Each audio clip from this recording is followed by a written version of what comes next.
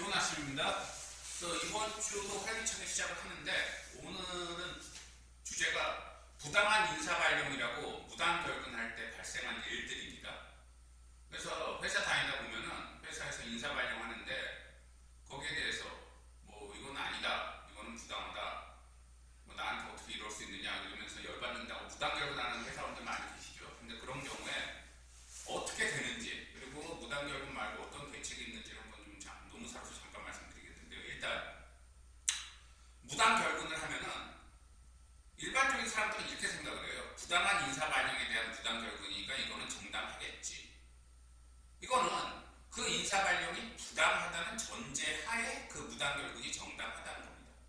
만약에 이런 생각 한번 해보세요. 경찰관이, 여러분 법 아시는 분들은 잘 아시겠지만 누구를 체포하려면, 강제로 끌고 가려면 영장이 있어야 되죠. 근데 영장 없이 끌고 갈 수 있는 경우가 딱 두 가지 있어요. 하나는 현행범 체포, 하나는 긴급 체포. 근데 이 두 가지 요건에 해당하지 않는데도 가끔 보면 경찰관 중에 고의인지 실수인지 모르지만 그냥 끌고 가려고 하는 경우가 있어요. 이때 경찰관한테 저항하고 경찰관한테 폭력을 행사하고 이런 것들은 공무집행 방해죄가 아닙니다. 왜냐하면 부당한 공권력 행사에 저항한 정당 방위이기 때문에. 그래서 일부 사람들 중에 보면은 뭐 그런 경우는 당연히 처벌 안 받아, 아무 문제 없어 이렇게 생각하는데 이론적으로 맞는 말이에요. 이론적으로.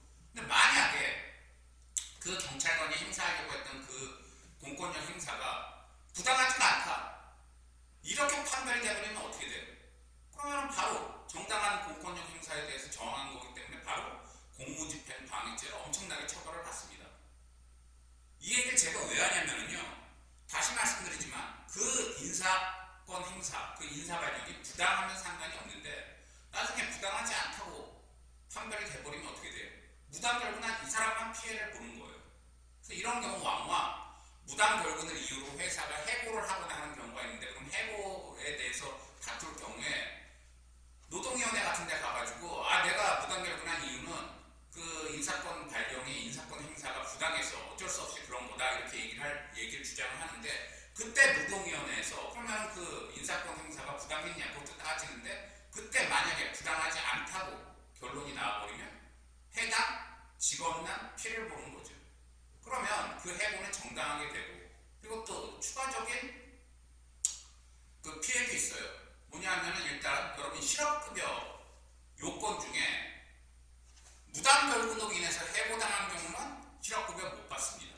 실업급여 못 받아요. 그러니까 이런 경우 실업급여 못 받고, 또 하나 이런 경우도 퇴직금은 받을 수 있는데 퇴직금 계산하는 식이 평균임금으로 계산하거든요. 평균임금이란 그 과거 90일 동안을 기준으로 계산한 하루치 일당이라고 생각하시면 되는데, 이 90일 기간 중에 무단 결근 기간이 들어가면 그 기간은 90일로 그대로인데 무단 결근 기간에서 임금 지급 안 할 수 있으니까 90일 동안 지급받은 임금에는 확 줄죠.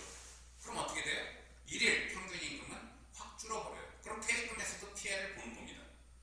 그래서 인사 발령이 부당하다고 보이면 함부로 무단 결근을 하지 마세요. 인사 발령이 부당하다고 보여요. 그럼 어떻게 대처하느냐?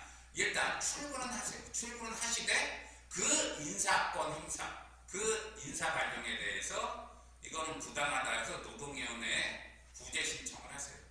그래서 그게 부당하다고 판별돼가지고 다시 복직하거나 다른 형식의 인사 발령을 받는 쪽으로 처리를 하셔야지, 인사권 행사가 마음에 안 든다고 무조건 무단 결근을 해버리면 지금 말씀드린 이런 피해를 왕왕 볼 수가 있으니까 좀 조심하시라는 거. 그래서 다들 아시겠지만 직장인분들 많기 때문에 한번 정리해 봤습니다. 좋은 하루 되세요.